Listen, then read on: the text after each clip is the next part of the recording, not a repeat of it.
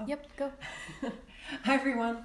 Welcome to Cook with Jay Woo on Instagram Live. I'm Chef Rhonda Stewart, and we're coming to you from my Charlotte kitchen.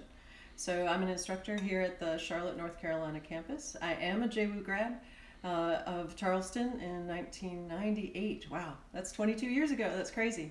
I also have a bachelor's degree from Wofford College and a master's from Queen's University.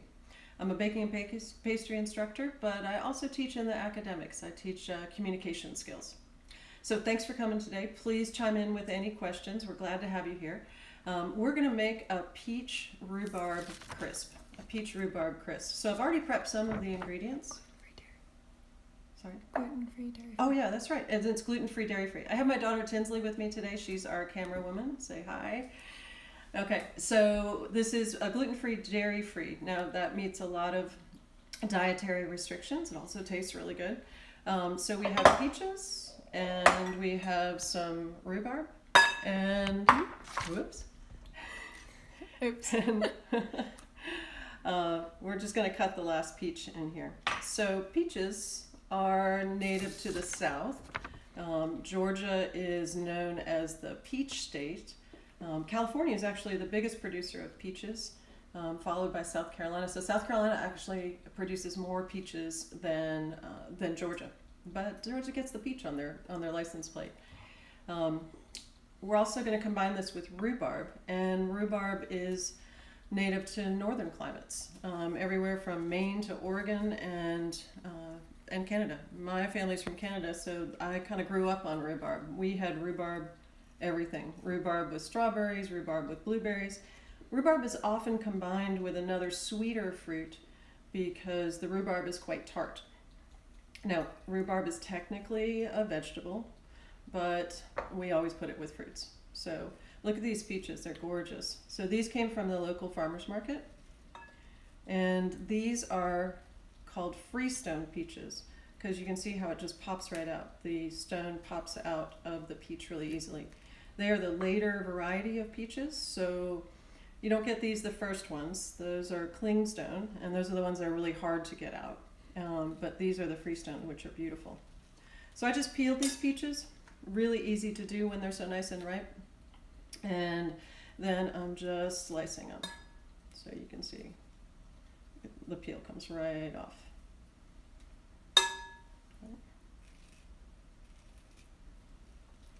Okay.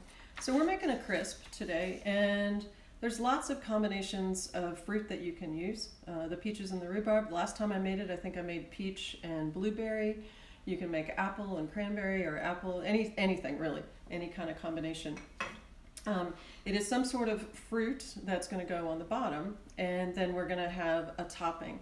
And the crisp topping includes oatmeal. That's what makes it a crisp. For our fruit, we're going to combine some sugar, just some granulated sugar, with some cornstarch. So just mix that up first. Then the cornstarch won't lump. And then I've got a little bit of cinnamon. So we're mixing that in.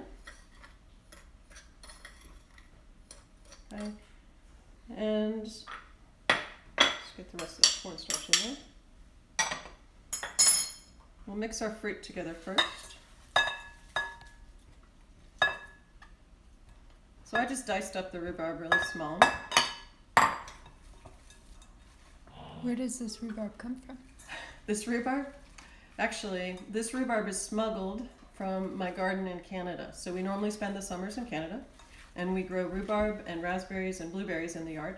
And so this rhubarb I brought home from Canada last summer, and it's been in my freezer. So you're lucky. Not many people get to enjoy my Canadian rhubarb. Okay, so this is just a little bit of vanilla. And then we're going to mix in that flour cornstarch, or not flour, right? We're gluten-free. So that sugar cornstarch mixture with a little bit of cinnamon.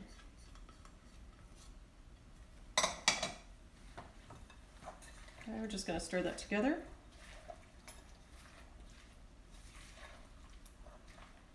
Now chime in anytime and ask some questions. David Rivoli says, Chef, would you honestly prefer a crisp over a cobbler?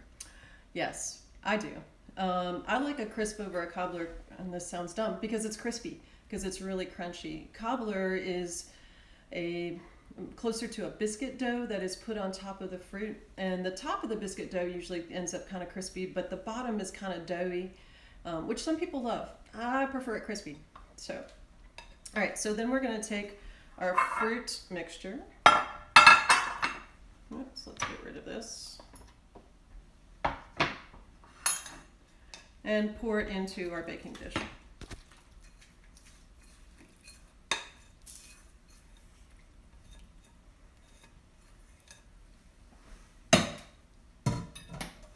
Right, and we're just going to let that hang out for a minute while we make our crisp topping. What is your favorite class to teach at JWU Charlotte? My favorite class to teach. Well, right now I'm teaching classic pastries, which I love, which is puff pastry, pâte à choux, custards. That's really fun. I love how baking works because the science behind all of our baking questions is really important to know. So how baking works, I love. Because I love the science of it, and we get to do fun things in there. Plated desserts is often fun, so we can have a creative side to our classes as well. It's hard to pick. I teach a lot of classes. Cookies is always really fun. It's the variety of cookies, but anything that I bake at school is fun. And that sounds really dumb, but it's just fun to be in the kitchen. So no matter what I'm making, I'm usually having a good time. Okay, so for our crisp topping, do you want to show the ingredients? We have oats and almond flour. So this is where we would normally have a regular wheat flour, like a pastry flour. Okay, so almond flour is just ground almonds. Okay. I have brown sugar.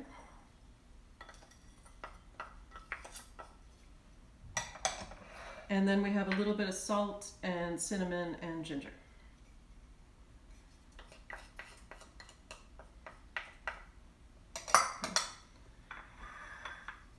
So we'll mix all of these dry ingredients first. When did you start baking? Probably when I was 3, I think. My mom was always very proud that she made everything. We never had anything that was store-bought, maybe occasional loaves of bread, but always cookies, everything sweet came from our kitchen at home. I think probably my first purchase cookie was a Girl Scout cookie, and I probably sold my weight in those. So I always baked at home, and my mom had written on a recipe that Rhonda likes to help bake these, and it was a peanut butter cookie recipe. So forever, really. Okay, so this is what also, so we have it gluten-free, right, because we put the almond flour instead of the normal like cake flour or pastry flour. And then for the crisp topping, it usually has butter, but here I'm using melt coconut oil. So I used the coconut oil and melted it, and then I'm going to add it to those combined dry ingredients. And we're just going to stir that. What's your favorite summertime fruit? Blueberries. But wild blueberries. So I said that I spend my summer in Canada, and we have blueberries in our yard. So every day I go out and pick blueberries. So wild blueberries are just really unique. They're tiny. They're probably about the quarter of the size of a cultivated berry, but about 10 times the flavor. No offense to cultivated blueberry growers, but the wild berries are the best. What's your favorite soup? Soup? Ooh. What's my favorite soup? Probably butternut squash. That's a staple in our house. Butternut squash soup. Sometimes we put a little sweet potato in it.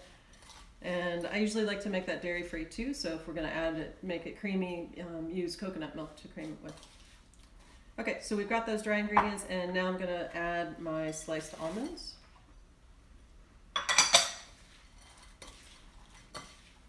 What's your favorite dessert to make? That's easy. You already asked what my favorite fruit was, so blueberry pie, wild blueberry pie.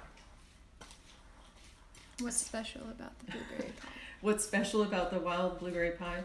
Well, of course I make my own pie dough, right? And in Canada, we buy lard, and the lard is a really nice, high-quality lard, sometimes hard to find here. And so pie dough with lard gives it just a extra flakiness, a really good flavor, because the higher quality lard don't have any any kind of meaty taste, because sometimes lower quality lards can taste a little bit like bacon. But this lard, it's called Tenderflake, and it's a really good flavor, and the pie crust with it is phenomenal, I'd say. So, okay, so we have our fruit, right? And then here's our crisp topping, and we're just gonna put that on top. Can you recommend any nut-free alternatives instead of almonds? Yeah, so there's a lot of good gluten-free flours on the market. Or you can make your own gluten-free flour blend with a combination of rice flours and tapioca starch. There's all sorts of recipes for different flours, gluten-free flours. And then totally you could take the nuts out. Not a problem. I'm just really a nut fan. What's the hardest dessert that you know how to make? Ooh, tricky. No, I have classic pastry on my mind right now. And yesterday we made millefeuille, which the Americans call Napoleons, and that has a lot of different skills in it, from making puff pastry to making pastry cream, turning that pastry cream into a diplomat cream, which is incorporating a little bit of whipped cream in it. It uses gelatin as well, and then the top layer has a layer of cream fondant cream with the classic chocolate drizzle over the top that makes that kind of chevron pattern. Each part isn't hard, but when you have to put them all together in the perfect sequence, it can be pretty stressful. It can be. My students did great yesterday, and they even want to make it again. So, okay, so here's our crisp, and we're going to put it in the oven. So we have a 350 oven that it's going to go into, and it's going to bake for about 30 minutes.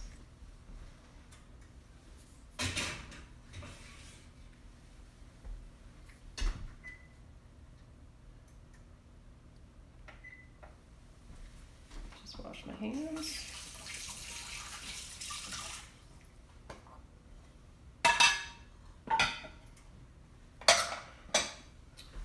Okay, so our crisp is going to be served with some whipped cream. So this is a crisp that I made just before you tuned in. Can you see it? Okay, so the top gets nice and brown and it's kind of juicy inside. And we're going to serve it with some chantilly, or some whipped cream, sweetened whipped cream. Okay, the fancy French call it chantilly.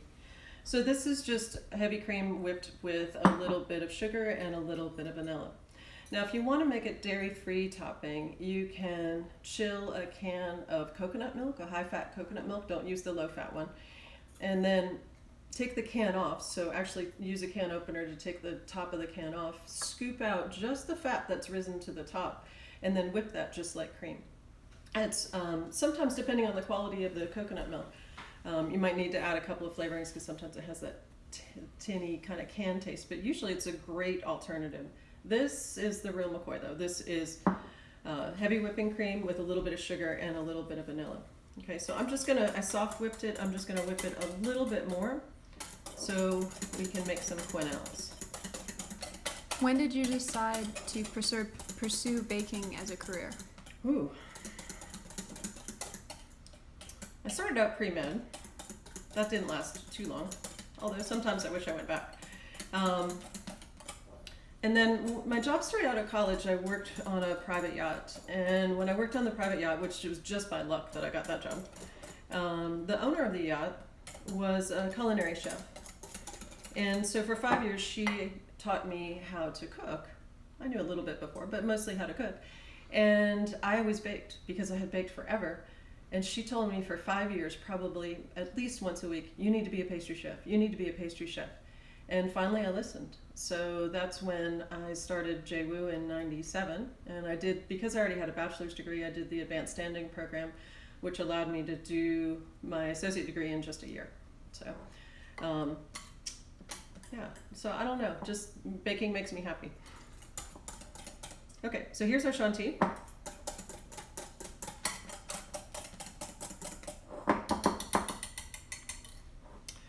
And we're gonna serve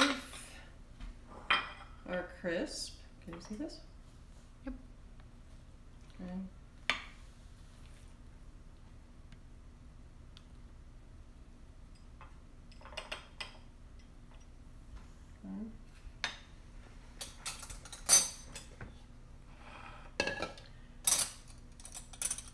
And I'm gonna get some super hot water.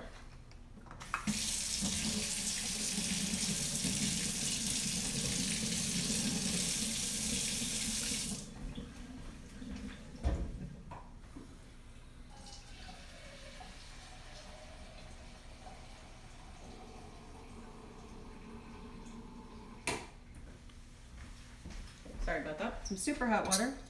And these are my favorite quenelle spoons. So a quenelle is just a kind of a footballish shape of whipped cream, or of the Chantilly. And so I put my spoons in hot water. I like to work with more than one at a time. These are little tiny ones, so we can practice with those as well. And we'll do a couple practice ones. Can you see that? Mhm. Okay. So really hot water is the key, and then getting a fresh spoon every time. So I have a container of hot water and a spoon, and one quenelle. Okay, and then I get a new spoon. Let's do a little one, see how that one works. And just drag it along the side. And there's a little one. Okay, so you see these a lot in plated dessert, but we practice with them at home. Chef McCall says, good job. Thanks, Chef. How are you? Okay. So for a crisp, I think we want a big one, right? Okay, so you just take the edge and roll, and then immediately put it off to the side. That's it. Oh, Austin says, Mom number 2, you're doing a fantastic job. Thanks, Austin. Great. Okay, so what questions do we have?